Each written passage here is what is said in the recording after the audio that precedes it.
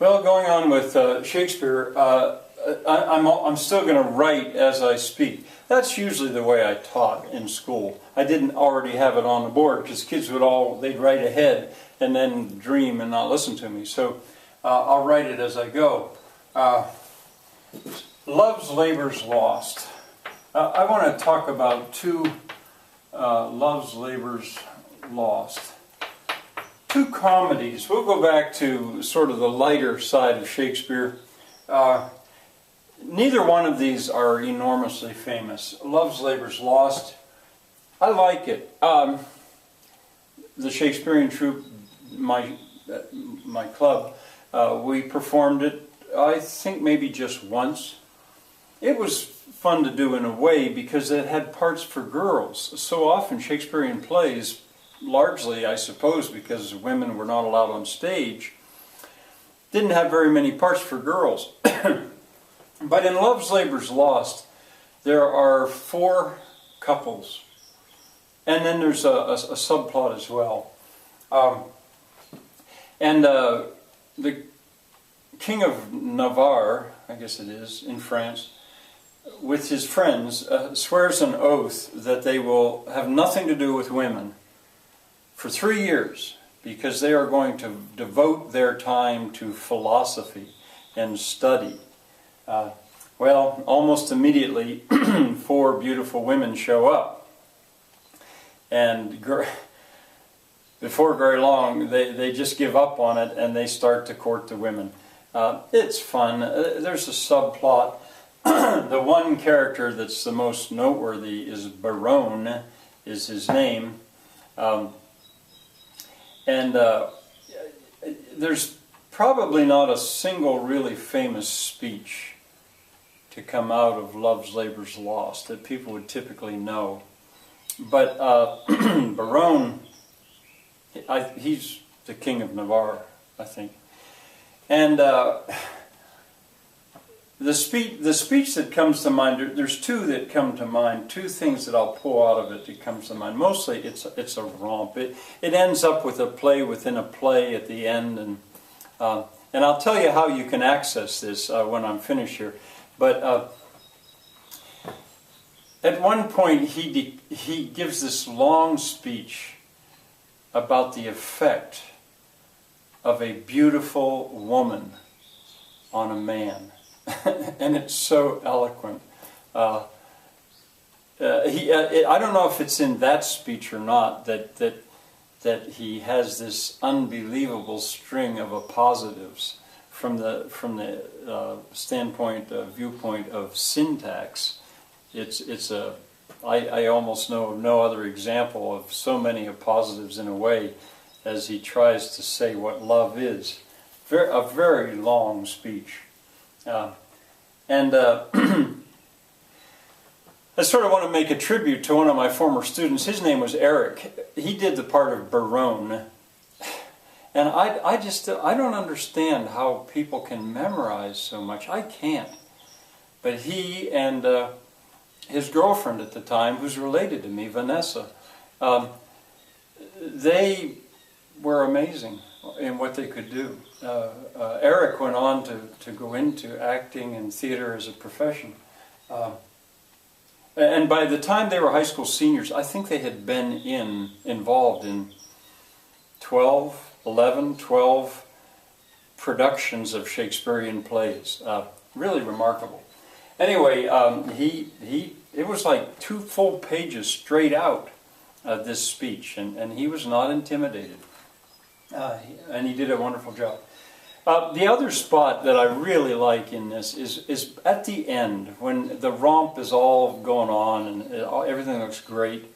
I can't remember the characters' names now, the women, but the princess of another land gets word that her father has died. And so all of a sudden there's a pall spread on everything. The festivity ends because of the arrival of this bad news. That's why Love's Labours are lost, I guess. But the four girls, women, give instructions to what these suitors now need to do. And the word to Baron, who is a character who just is always so funny. He can say all these really funny things. He's so witty. She tells him that for the next year and a day, if he is going to win her, he's going to have to spend that time among people who are very sick and dying. And he's going to have to use his wit to see if he can bring a smile to people who are in pain and dying. It's really something. He says, no one can do that. And she says, and I guess there is one quote that I could almost give. She says, the wit always lies in the ear of the hearer, never in the tongue of the teller. I probably didn't get that right, but it's good. Anyway, how you can access this? Well, Kenneth Branagh, once again.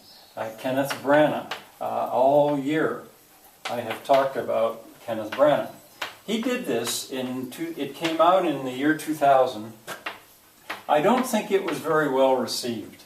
At first I didn't like it, or I didn't think I did.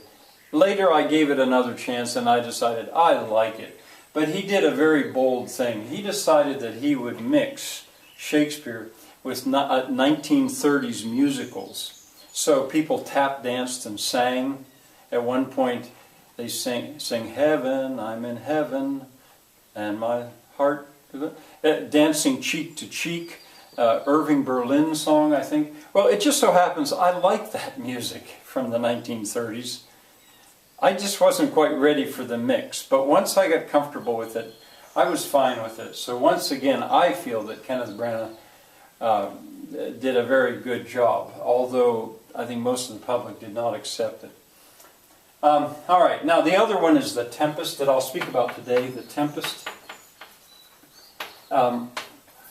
People tend to think that this was Shakespeare's last play. It's a comedy, too, in that it ends happily. On it, a sorcerer has been put on a desert island with his daughter by his brother, I think. And his brother, or uncle, comes into his power because they come near the island and the sorcerer makes a storm come up. So they're marooned on the island. When I first approached this, I was interested because I thought, oh, like Robinson Crusoe or Swiss Family Robinson, marooned on an island. Well, it's not like that, but it sort of touches that genre. His daughter had never seen... Well, the two things that people mostly know about this is they think that that was Shakespeare's last play. And they think in Prospero, I should say, with Prospero. He is the sorcerer. When Prospero throws his book into the sea or breaks his staff or something like that, people understand that to be Shakespeare signing off, that he was done writing plays. With Prospero, and his daughter is Miranda. I once had a student named Miranda. I thought that was, I wondered, did you know the famous Miranda? And Miranda has been raised there since she was tiny, and she had never seen any men besides her father, her old father. There was a sort of a monster kind of guy named Caliban, I think was his name, and a fairy kind of a guy called Ariel, and other creatures, but she'd never seen a young man. And when that group is, when the ship is wrecked and these guys are on the island, and she first sees them, her comment is, "Oh, brave new world that has such people in it." She was amazed that there could be something as beautiful as a young man. Oh, brave new world.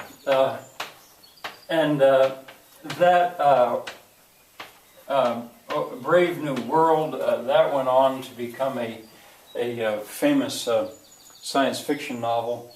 And people will quote that. when they run into something that they never could have expected before. Sometimes on the internet, when I realized there was such a thing as Googling, I would say, oh, brave new world. They usually don't go on to say that has such people in it. All right, I guess that'll be it for today. See you tomorrow.